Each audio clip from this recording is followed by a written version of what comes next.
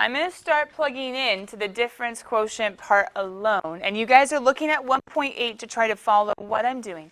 Right towards the end of section 1.8. It's going to make f of x plus h minus f of x all over h. It's a little baby formula that we're plugging in.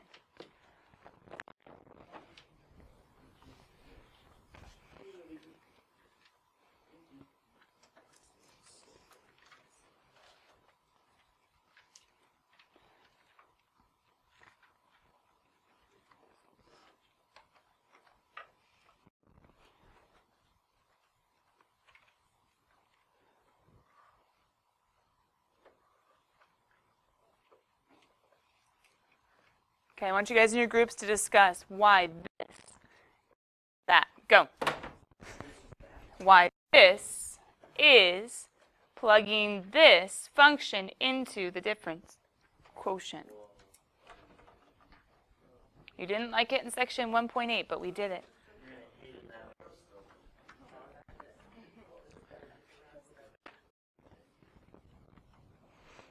Instead of f of 5 where you put in the 5, or f of 2x where you put in a 2x, it's f of x plus h where you put in the x plus h.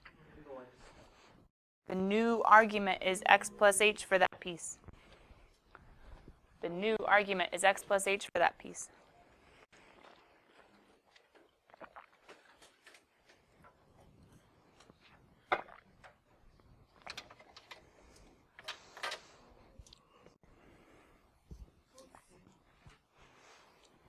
Yeah? We think we got it?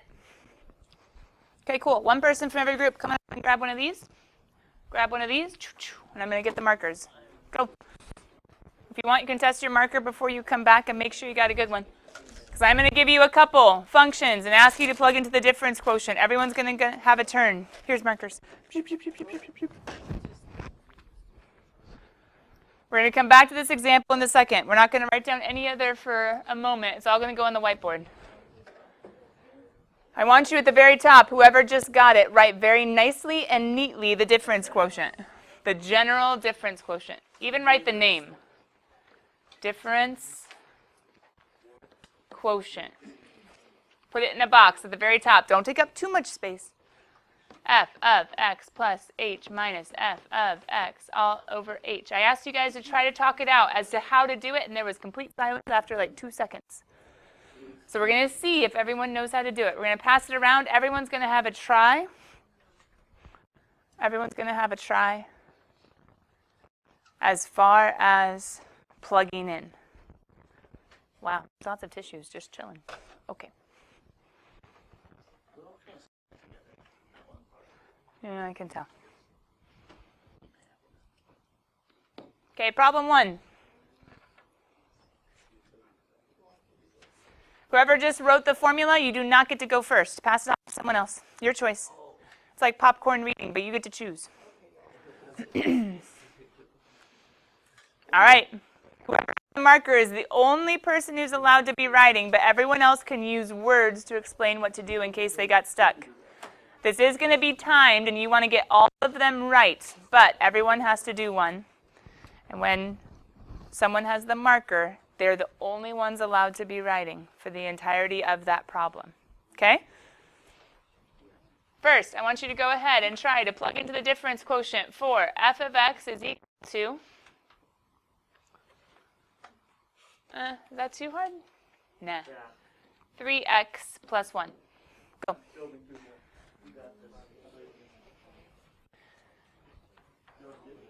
Kathleen, why don't you move back one? And you stand behind Aiden and Tony. That way you guys can kind of all collaborate a little better.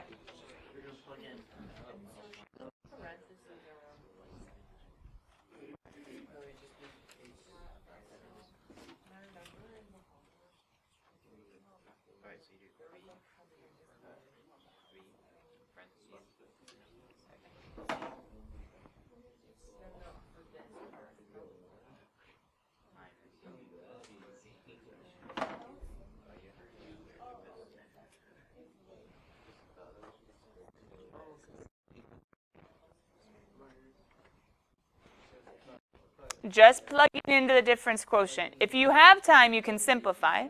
If you don't have time, that's okay.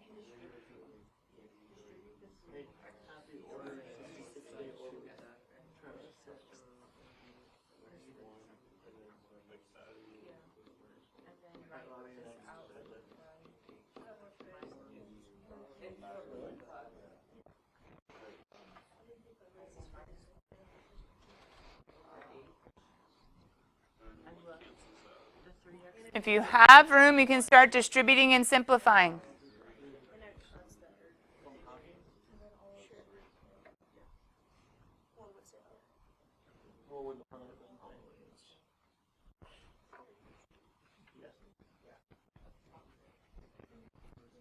If you have room, you can start simplifying, or if you have time.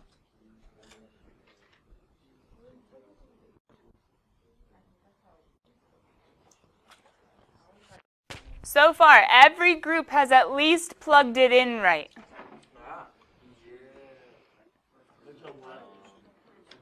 I'm going to go ahead and simplify quickly. If you guys are still trying to simplify, totally okay. I'm going to do it quickly. But so far, everybody is tied. Everybody has plugged in right. That makes sense now.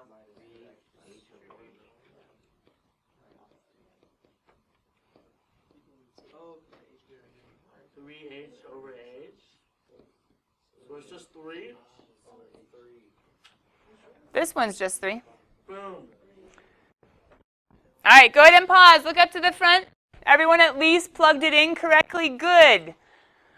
If you want to, you can check out my simplifying if you have extra time on the next one. But erase it, pass it on. Leave the formula at the top. Leave the formula at the top. It's okay. But pass it on. Someone new with the marker, someone new plugging into a new function, the differential quotient. You have about 5 seconds to get it switched off and erased and ready to go.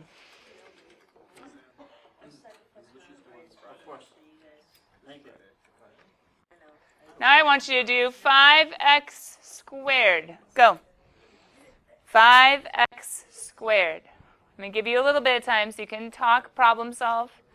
But then I'm coming around plugged in correctly. Plug it in. Plug it in, and if you have time, simplify.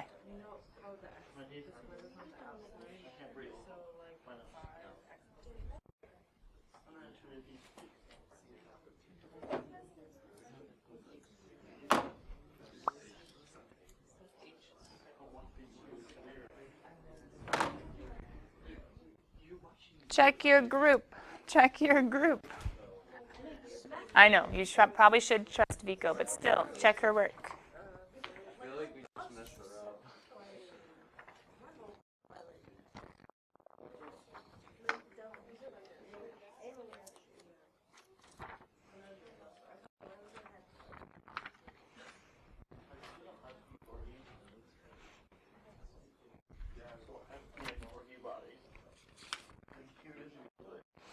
Rachel, would you mind? Don't just the front. If it looks the same, can you put a check? And if it doesn't look the same, put an X. Except for these ones. These ones you can just put a slash if it's not the same. These ones should look familiar, except for this one might be a little weird. Like some of these ones will be the same, but there are some that are weird.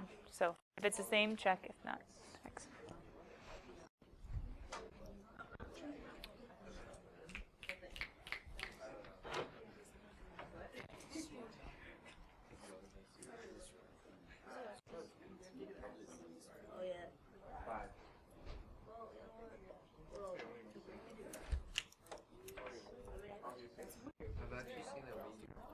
As far as I can tell, every group once again at least plugged it in right.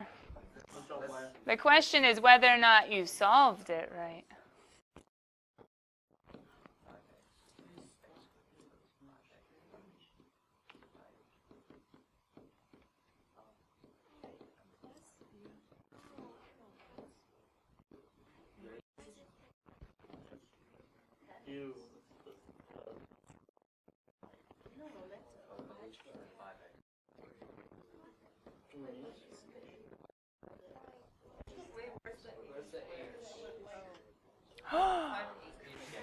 Where'd you get that? Good.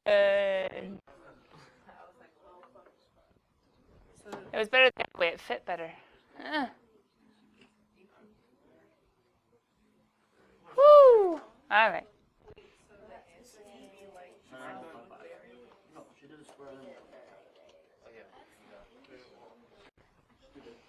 Did you guys kill a puppy or did you foil right?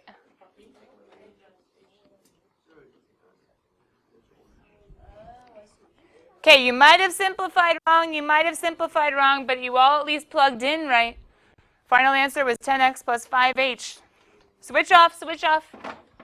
New person. Should I make it fun? Yeah. Classroom. It doesn't say 2019, does it? Go. You guys got to work together on this one. I just made it harder. Go. Ew. It's too fun. Yeah, okay, just leave the formula. You can erase the problems. It's everyone's time so far.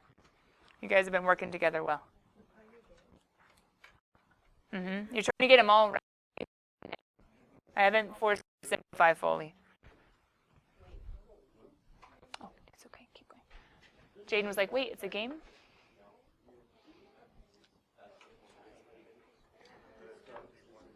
Okay, talk it out. You got to work together on this one. This one's going to be a party.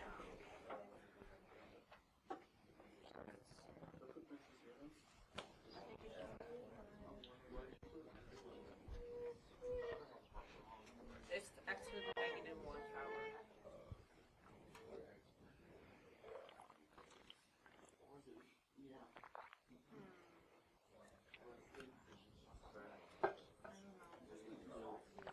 No, you have to tell me. Use your words, Jason. You got it. But I'm going to do that. Nope. I don't think it's I think it's harder to write it like that, but it's technically right.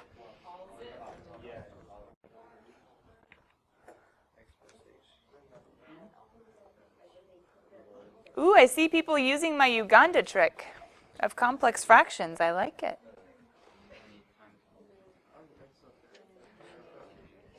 Simplifying complex fractions. I don't know.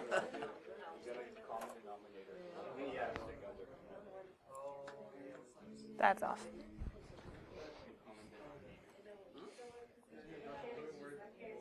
I would maybe multiply by both denominators, not just one.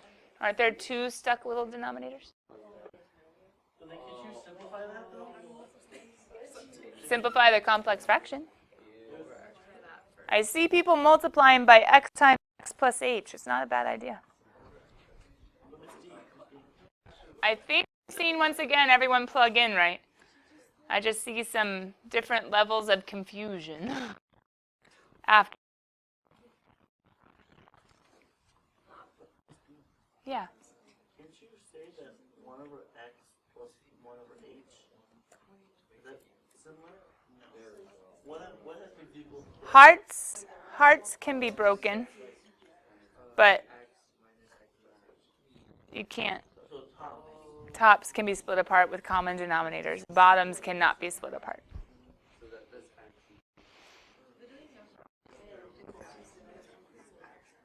Simplifying the complex fraction with my trick would be a genius idea.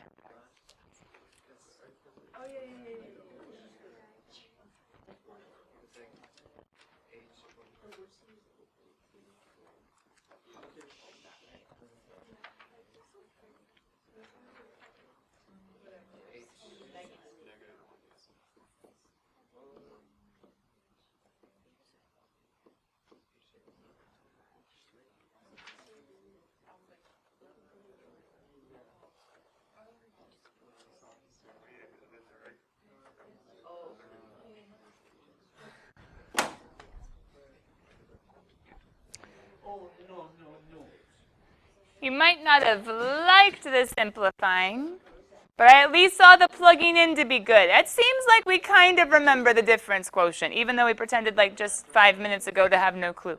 Yeah?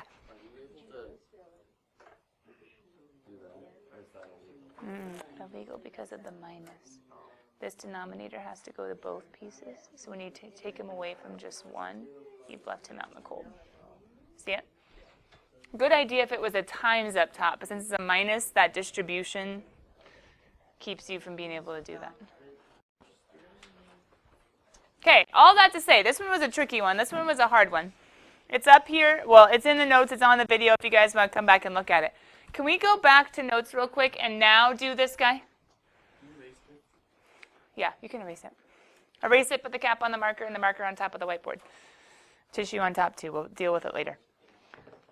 So coming back, do you guys now see how I got this?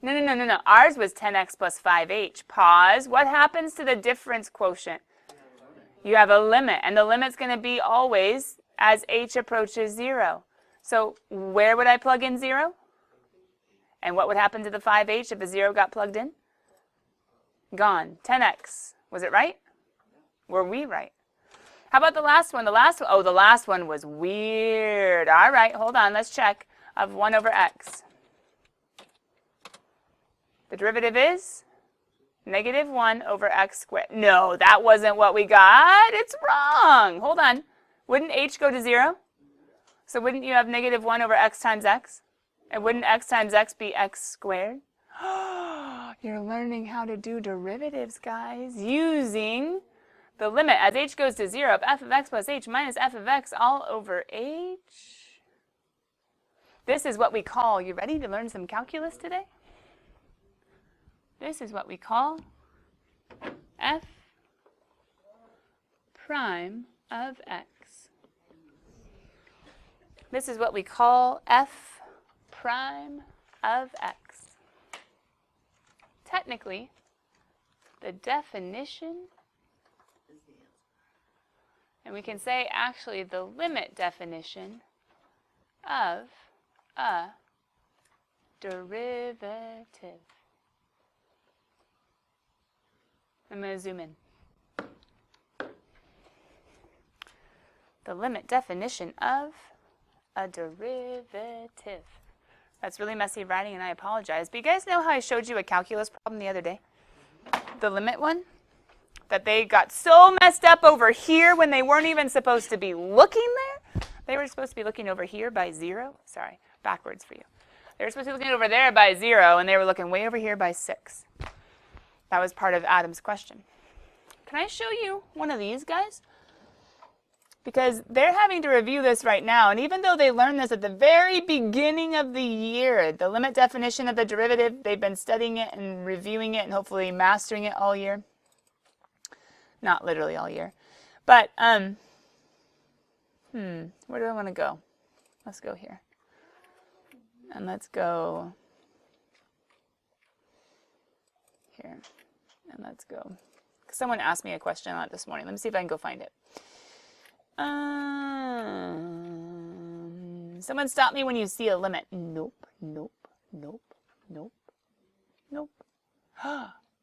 Yes.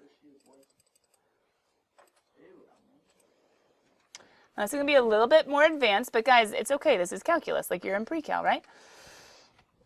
What does this look like to you? The difference quotient, doesn't it? But if we were to write the difference quotient, does anybody have it memorized by now? What would it have been before this?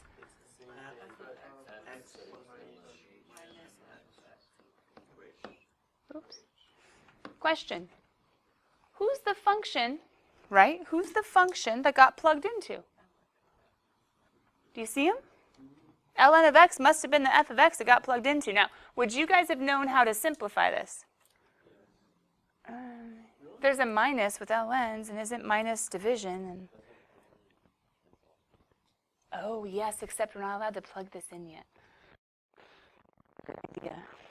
And we could plug it in, but we kind of get stuck. Now, some of you are like, no, I could do this. Okay, let me check. It wouldn't be a horrible idea to try to plug in limit as h goes to 0. ln of, and actually other problems would have given the 2e plugged in. And Gavin's seeing right here, ln and e cancel. Oh, but what about the 2? I guess I could have made this ln of 2 plus ln of e, because the whole multiplication can turn into, right, addition. And then I guess the whole subtraction could turn into division, so we could actually rewrite this as ln of 2e plus h all over 2. Well, I guess this one would have been a negative. They both would have been a negative, so that would have been over a 2e. Because I would have had to put those together to put it in the denominator. Oh, that didn't help. Well, I guess I could have made that a 1. And so then I could have done this. I wonder if this helps. Yeah. Is it getting any better? I want to, no, it was a good idea, but the calculus kids get really good at taking derivatives. So did you guys hear what I just called this a second ago? It's a limit definition of who's this guy? Oops.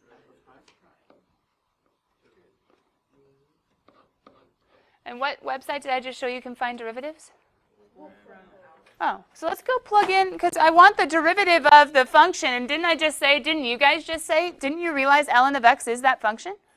So can't I go and can't I plug in and say, hey, so what if I had ln of x? What's the derivative, guys? Oh, wait, and what is x supposed to be? What do you guys think is the right answer? Perfect.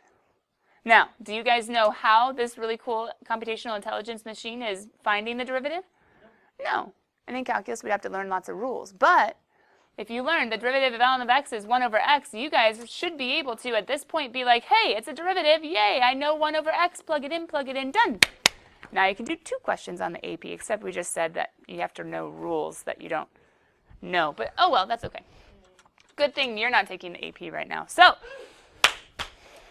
long story short, is this guy important? Very important. He is what ties limits together with derivatives. And do you guys remember from the very beginning of the chapter what big problem of calculus derivatives answers?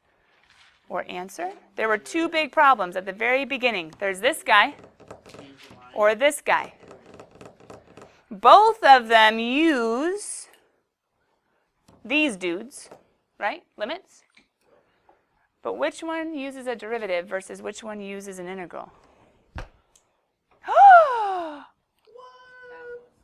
Ding, ding, ding, ding, ding, ding, ding, ding. Tangents. The tangent line problem. One of the big problems of calculus is answered by a ding, ding, ding, ding, ding, ding, ding. Slope of a tangent line is answered by a derivative. A derivative is found from a limit of a difference quotient. And I gave you some sort of there might be shortcut rules too. But I also showed you, but on the AP, you can't just forget about him.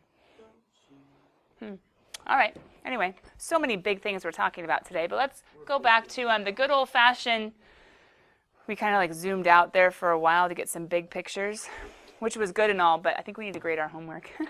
Section 12.2.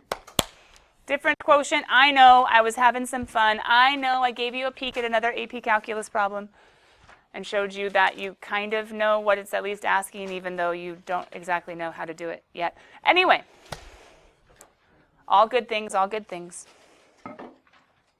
Come to those who wait. That's the phrase. Not so sure it's always true. All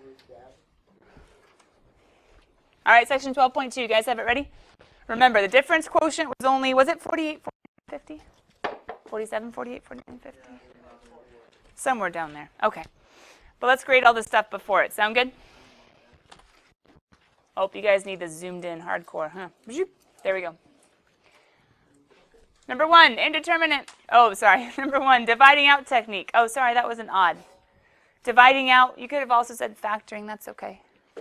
Number 2, 0 over 0 has a special name ever since the beginning of pre-calculus, indeterminate form.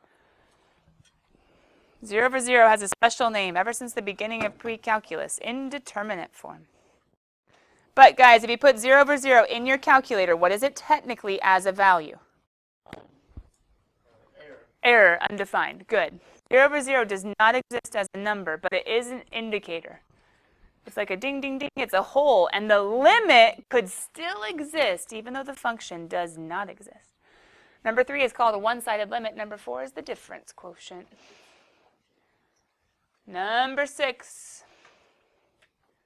Did you guys approach 1, then approach 2, then approach -1? Correctly? Before I scroll down, your number 10 is up here, your number 12 is over here. They were looking at graphs, but maybe you guys could just plug it in. But plugging in got you some errors, so then some factoring, some canceling, some plugging in.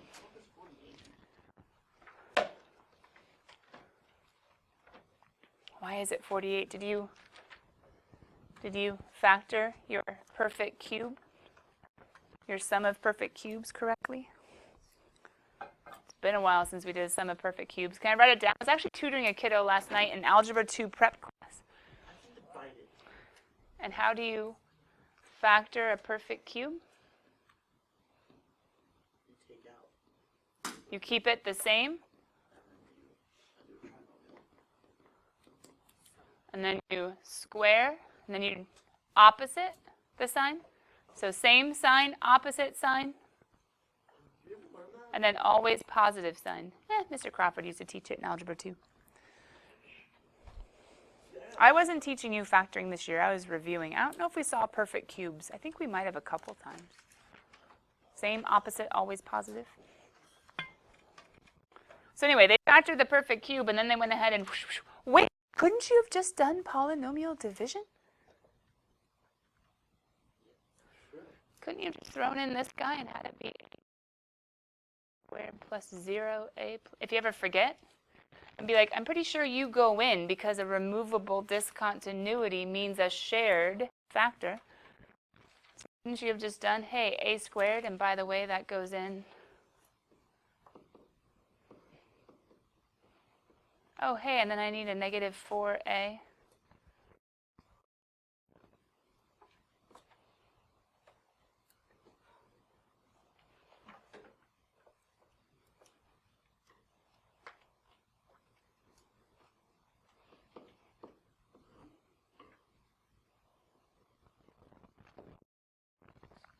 Could you have gotten there?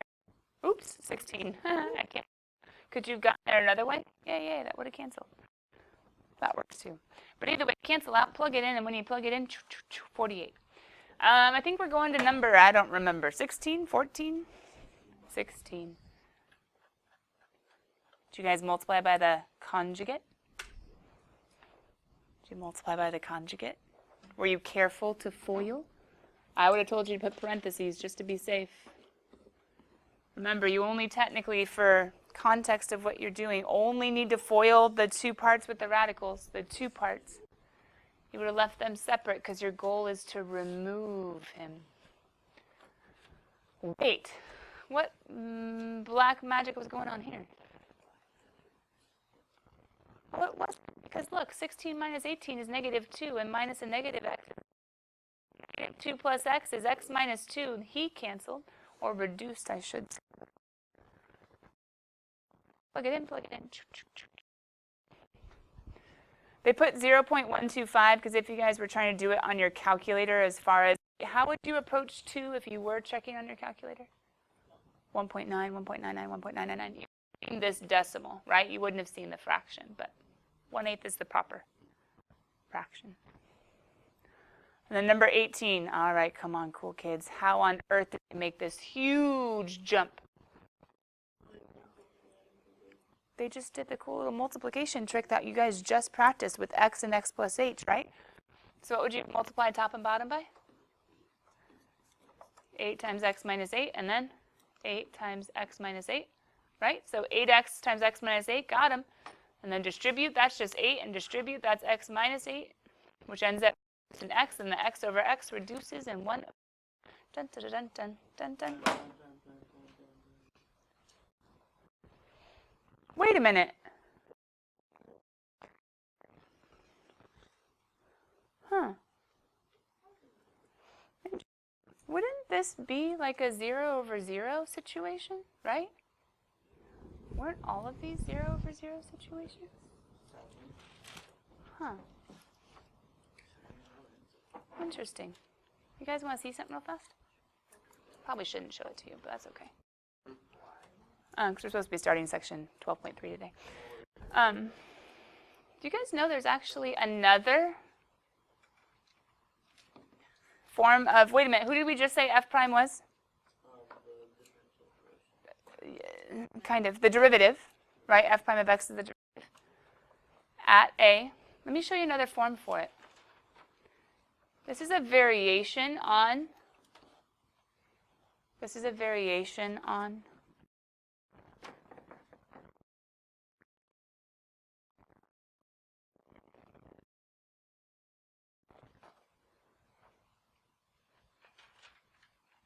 going to be a little too confusing. Too many ideas. I could almost show you like how to find this in your calculator a different way using the derivative E button, but I think it's going to be a little too much. A little too much for today. Number 20. I better stop with what I was showing you. 20, 26, 30, 40. You guys have everything from some trig that you got to play with and then simplify, to just using your grapher and trying to see where it was approaching from above only because below didn't exist. See, Adam, this is one where the below really wasn't there, below 0, but they only had you coming from one side, so it was okay. Number 30, once again, they had you trying to use your grapher, and if you had approached and approached and approached 0.9, 0.99, 0.99, you would have gotten a fraction. They didn't make you do all the math. Number 40 had you with a piecewise function where you came from below and from above, and they do not match. Look at your shoes. You know how to match. When they don't, you just say, okay, forget it. The limit does not exist. And then you had your difference quotients. And maybe now this makes sense of how they were plugging in, they were foiling, simplifying, combining like terms, taking out an h and seeing what was left, and then saying, ha-ha, plug it in, done. Guess what the derivative of x squared minus 3x ends up equaling? 2x minus 3. But you guys had 2 even difference quotients. Oh, number 50 was gross, but it looks a lot like something we just did. Now, based on the examples at the beginning of class, what would you guys multiply top and bottom by?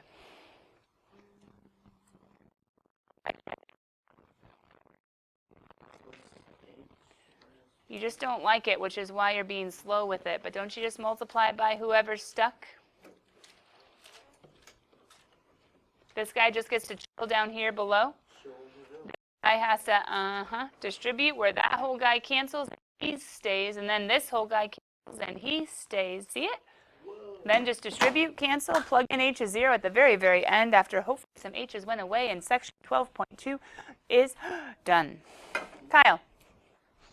Sorry, going back to number 12. Can you just Number 12? plug in to the last part?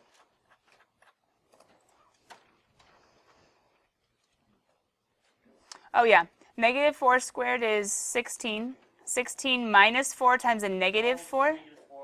So plus 16. 16 plus 16 plus 16 is 48. That's where I got it wrong. Yeah. Anything else that we need to see? Let's at least start section 12.3. I know we're not going to get very far. Oh, wait a minute. We've already talked about tangent lines. The horror, the horror. Oh, you haven't read that book yet. Never mind. Heart of Darkness. I think it's a 12th grade book. When else did we talk about the tangent line problem? Section 10.2. But section 10.2, it was only with quadratics, only with parabolas. Guess what this section says? Everybody, anybody, whoever wants to join. Exactly. But remember how back in quadratics, I'm like, man, I have so much calculus I would need to teach you first? Well, here we are. Here we are. You're not totally able to find necessarily any tangent line. I guess you kind of are. No, you're not. Remember that ln I just showed you? You're not ready to do him. Because you can't do the difference quotient to him yet. We had to go look at Wolfram alpha and see what was going on.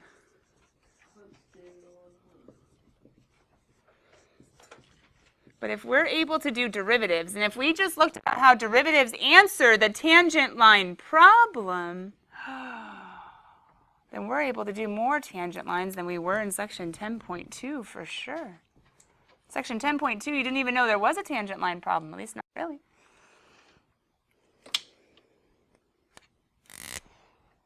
I'm going to put Wednesday. It very well might become Thursday, but for right now, I'll keep the pressure on. I'll say Wednesday.